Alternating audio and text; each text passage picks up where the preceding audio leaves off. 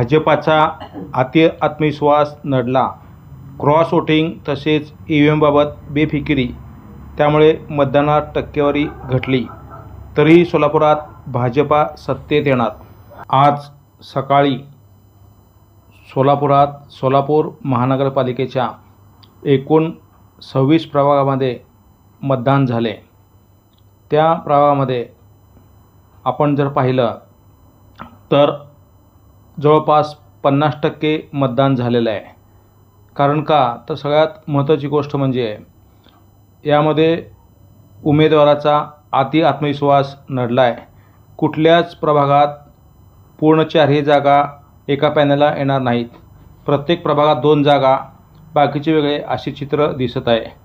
कारण अनेक ठिकाणी म्हणण्यापेक्षा सर्वच ठिकाणी बंडखोरी झालेली आहे. त्यामध्ये सगळ्यात जास्त बंडखोरी ही भाजपमध्ये झालेली आहे. कारण का तर भाजपा यांनी बऱ्याच निष्ठावंत कार्यकर्त्यांना तिकीट देतो म्हणून अशी झुरवत ठेवले आणि ऐनवेळी तिकीट त्यांचं कापण्यात आलं. त्यामुळं तेच निष्ठावंत बंडखोरी म्हणून उभारले, अपक्ष म्हणून उभारले.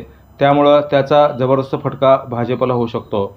आणि सगळ्यात महत्त्वाची गोष्ट म्हणजे सगळ्यांना असं वाटत होतं की 60 ते 65% मतदान होईल आणि जवळपास सोलापुरामध्ये भाजपाचे 65 येतील असं काही लोकप्रतिनिधी म्हणतात. आमचे पालकमंत्री तर असं म्हणाले की सोलापुरात भाजपाचे 75 सीट येतील. म्हणजे सगळ्यात महत्त्वाची गोष्ट म्हणजे ढगात गोळ्या 40 ठार अशी अवस्था झालेली आहे. पालकमंत्र्यांनी जरा विचार करून बोलायला हवे ते. कारण का तर 102 जागा आहेत. 102 पैकी 75 म्हणजे बाकीचे पण आहेत, पक्ष आहेत.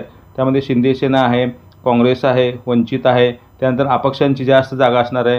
हे पालकमंत्र्यांना कळायला पाहिजे होते. परंतु पालकमंत्री हे अतिउत्साही होते आणि त्याचबरोबर त्यांच्या जोडीला पालकमंत्रीच्या जोडीला आमदार देवेंद्र कोटे होते. त्यामुळं त्यांना असं वाटलं की आता आम्ही 3 आमदार आहोत, त्यानंतर देशमुख आहेत, असे सगळे जर केलं तर आम्हाला जास्त जागा मिळतील असं पालकमंत्री म्हणाले की 75 सीटा आमच्या येतील. असा हा ढोबळ आत्मविश्वास त्यांना खूप नडलेला आहे. आणि महत्त्वाची गोष्ट म्हणजे नशीब त्यांनी असे म्हणले नाहीत की आमचे भाजपाचे 102 सीट येतील. म्हणजे कदाचित काल खूप कामामुळे दमले असतील, शुद्धीवर नसतील, त्यामुळे असं काहीतरी बोलत असतील. त्यामुळे आता आत्मविश्वास त्यांना नडलेला आहे. भाजपाचे नवीन आमदार देवेंद्र कोठे हे तर स्वतः नगरसेवकाला उभे आहेत असं आक्रमक होऊन बोलत होते. त्यामुळं असं वाटतं आहे की नया मुल्ला रोज करता आतावला. म्हणजे ते नया आहे असं म्हणलं तर वावगं ठरणार नाही. कारण का महत्त्वाची गोष्ट म्हणजे प्रत्येकाने बोलताना भान ठेवून बोलायला. एकूण जागा 102 आहेत, तुम्ही 65-75 म्हणतात. असं जर म्हणत असेल तर बाकीचे पण आहेत, त्याचा विचार करा. आणि महत्त्वाची गोष्ट म्हणजे कदाचित पालकमंत्री आणि नवीन आलेले आमदार देवेंद्र कोठे यांना अभ्यास नसावा. ते राजकारणामध्ये जरूर असतील तर अगोदर ते नगरसेवक होते, त्यांना नगरसेवकाचा अनुभव आहे, आम्हाला पण मान्य आहे. परंतु नगरसेवकाचा अनुभव असला तर आमदारकीला ते नवीनच आले, त्यामुळे ते नवीन आहेत असं म्हणायला काही हरकत नाही. बऱ्याचशा ठिकाणी बंडखोरीमुळं तिकीट न मिळाल्यामुळं निष्ठावंत कार्यकर्ते हे अपक्ष म्हणून उभा राहिले. त्यामुळं भाजपाविरुद्ध भाजपालाच बंडखोर अपक्ष म्हणून उभा राहिले, त्याचा दगाफटका जास्त भाजपाला होऊ शकतो. त्यामुळे भाजपाने जे दावा केलेला आहे तो अतिशय चुकीचा आहे. दुसरी सगळ्यात महत्त्वाची गोष्ट म्हणजे EVM मशीनबाबत कुठल्याही उमेदवाराने जनजागृती केलेली नाही आहे. फक्त होम टू होम प्रचार कसं करायचं, मशीनला बटन कसं दाबायचं, मतदान कसं करायचं, त्यानंतर आवाज येतो का नाही हे कुणीही सांगितलं. कारण कसा प्रत्येकात 4चा प्रभाग होता. तर मतदान केलं तर पहिल्या काही ठिकाणी पहिल्या 2 याला मतदान करायचं, नंतर बाकीचे 2 वेगळे होते, असे मशीन होते.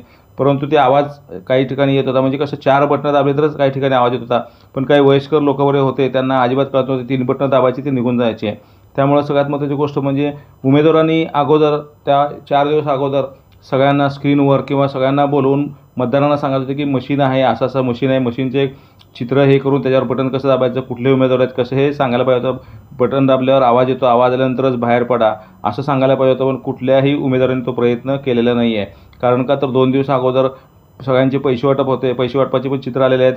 त्याच्यावर बऱ्याच जणांच्या पार्ट्या पण चालल्या होत्या. खूप मोठ्या प्रमाणात जेवणं पार्ट्या, दारूच्या पार्ट्या चालल्या होत्या.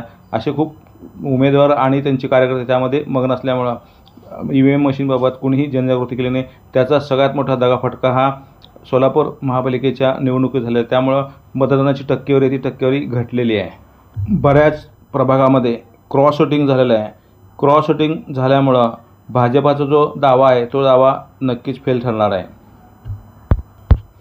EVM मशीनबाबत जनजागृती नसल्यामुळे EVM मशीन व्यवस्थित काम करत नसल्यामुळे काही ठिकाणी EVM मशीन बंद पडल्यात. त्यामुळं मतदारांमध्ये एक प्रकारची चीड निर्माण होते. बरेचसे मतदार उत्साहाने नटून थटून मतदानासाठी आले होते, परंतु EVM मशीनच्या घोळामुळे त्यांना अजिबात मतदान काही लोकांना करता आले नाही. काही लोक नाराज झाले, काही लोकांनी बराचसा संतापसुद्धा व्यक्त केलेला आहे. यावेळेस निवडणुका ह्या खूपच खालच्या पातळीला गेलेल्या आहेत. अक्षरशः काही उमेदवारांना पक्षाचा निधी मिळाला, पण त्या उमेदवारांनी कार्यकर्त्याला न देता तो निधी थेट आपल्या खिशात घातल्यामुळं आदल्या दिवशीच हे कार्यकर्ते चिडले आणि कार्यकर्ते त्या उमेदवाराची आई बहीण काढवले. असल्या खालच्या लेवलला राजकारण गेलेलं आहे. काही ठिकाणी तर पक्षाचे नेते अजिबात प्रचारासाठी फिरकलेच नाही आहेत. त्यामुळे उमेदवार हा पोरका झाला होता, पण तो जिद्दीने आणि जोमाने एकट्याने लढत होता. का तर त्याला तिकीट मिळालं होतं, त्याचं काम पण होतं, काही माहिती पण होती आणि अनुभव पण असल्यामुळे तो उमेदवार एकटा जिद्दीने लढत होता. जरी नेता नसला तरीसुद्धा उमेदवार खिंड लढत होता. हे काही ठिकाणचं चित्र दिसत आहे. आमच्या सर्वेनुसार जस्ट कॉल मी न्यूज 24ने 1 महिन्यापूर्वीच अगोदर मुंबई आणि सोलापूर महापालिकेमध्ये महायुतीची सत्ता येणार असे जाहीर केले होते. त्यानुसार आज मुंबईचं जर पाहिलं तर मुंबईचा कौल हा महायुतीकडे सत्ता येण्यात दिसत आहे आणि बऱ्याच जणांनी आमच्याप्रमाणेच पोल जाहीर केले आहेत. म्हणजे आम्ही 2 महिनेच निकाल जस्ट कॉल मी न्यूज 24ने जाहीर केला होता. तसेच सोलापूरबाबतसुद्धा सोलापुरामध्ये महायुतीची सत्ता येणार असं पण जाहीर केलं होतं. आमच्या अंदाजानुसार सोलापुरात भाजपला 45 ते 50 जागा मिळतील. तसेच शिंदे सेनेला 2 नंबरला 10 ते 15 जागा मिळतील. त्यानंतरनं अपक्ष आहेत, अपक्षांना एक 5 ते 10 जागा मिळतील. त्यानंतर काँग्रेस आहे, त्यानंतर राष्ट्रवादी आणि त्यानंतर उभाटा आहे. त्याचबरोबर वंचित पण आहेत. जर बहुमतासाठी जर आपण विचार केला, भाजप आणि शिंदेशा यांचं मिळून स्पष्टपणे बहुमत दिसते.